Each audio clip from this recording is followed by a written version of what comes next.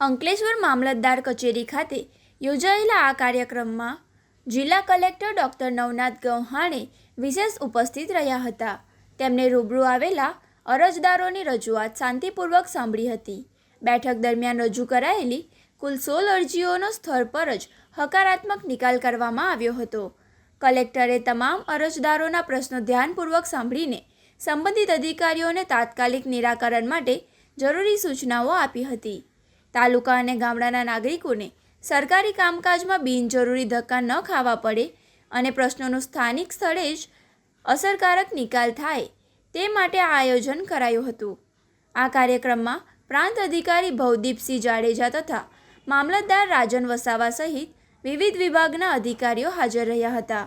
નાગરિકોના પ્રશ્નોનું સ્થાનિક સ્થળે જ ઝડપી, પારદર્શી અને અસરકારક નિરાકરણ આવે તે જ આ સ્વાગત સમારોહનો મુખ્ય ઉદ્દેશ હતો હોવાનું જિલ્લા કલેક્ટર ડૉક્ટર નવનાથ ગૌહાણેએ જણાવ્યું હતું.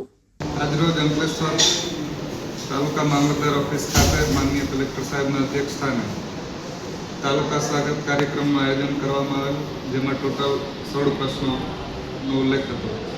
16 પ્રશ્નોના અરજદારોને સાંભળી અને માનનીય કલેક્ટર સાહેબે પ્રશ્નોનો હકારાત્મક નિકાલ કરેલ છે તથા સંબંધિત ડિપાર્ટમેન્ટને સૂચના આપેલી છે.